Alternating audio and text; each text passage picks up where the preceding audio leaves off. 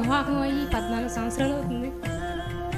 తిరిగిన హాస్పిటల్లో ఎన్ని హాస్పిటల్ మందులు ఆడాం, అంత దాన్ని ఖర్చు పెట్టాం. అయినా దేవుడు ఏ హాస్పిటల్లో మాకు ఫలితం లేదని ఎన్ని అవమానాలు కొంతమంది ఎన్ని అన్నారు కూడా. ఆయన దేవుడు నాకు ఇస్తాడు, గొప్ప సాక్ష్యం చెప్పుకుంటానని ఎంతో విశ్వాసంతో నేను ప్రార్థన చేసుకుంటే అట్టా ఉండేదాన్ని. టీవీ క్లబ్లు అయ్యగారు పెట్టినప్పుడు సంఘం అందరూ సేవకులు అందరూ ప్రార్థన చేసినప్పుడు అమ్మగారు అయ్యగారు కూడా ఎప్పుడు ప్రార్థన చేసినా నా కోసం ప్రార్థన చేశారు. గర్భఫలం దేవుడు ఇస్తాడు ఎంతో అయ్యగారు అందరూ ధైర్యం చెప్పారు. పెట్టామని కూడా అంశం పెట్టారు నా కోసం. మరి అక్కడ కూడా అందరూ ప్రార్థన చేశారు. మరి నూతన సంవత్సరంలో దేవుడి సంవత్సరంలో నాకు గర్భఫలం ఇచ్చాడని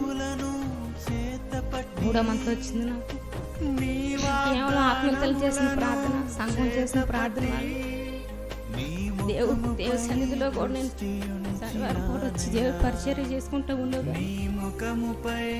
మరి బొట్ట పిల్లలను చూసినప్పుడు నేను ఎంతో వేదన పడ్డాను. వచ్చి నా చర్చిలో అందరికి బిడ్డలు ఇస్తున్నావు, నాకు ఎప్పుడు ఇస్తావు, నేను ఎప్పుడు సాక్ష్యం చెప్పుకుంటే ఎంతో బాధపడేదాన్ని.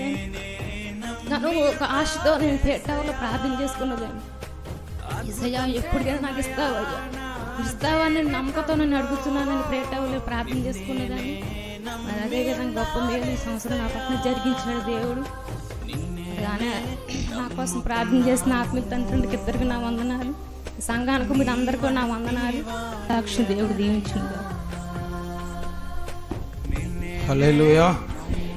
ఎంతో ఓపికతో ఓర్పుతో దేవుని దగ్గర చెప్పిన మాట చెప్పినట్లుగా చేసి దేవుని పరిచర్యలో పొందుచు ప్రేయర్ టవర్లోకి వెళ్ళి ప్రార్థన చేసుకుంటూ ప్రతి శనివారం మందిరం కడిగి శుభ్రం చేసి రేపు వంటలకి ఈరోజు సాయంత్రం కూరగాయలన్నీ కట్ చేసి రెడీ చేసి ఎక్కడ ఇసుకు చెందకుండా నిరాశ చెందకుండా ఇది దేవుని పని అని మనస్ఫూర్తిగా చేసిన వాణి పట్ల 14 సంవత్సరాల తర్వాత దేవుడు తనకు గర్భఫలం ఇచ్చాడు. చప్పట్లు కొట్టి దేవుని మహిమ.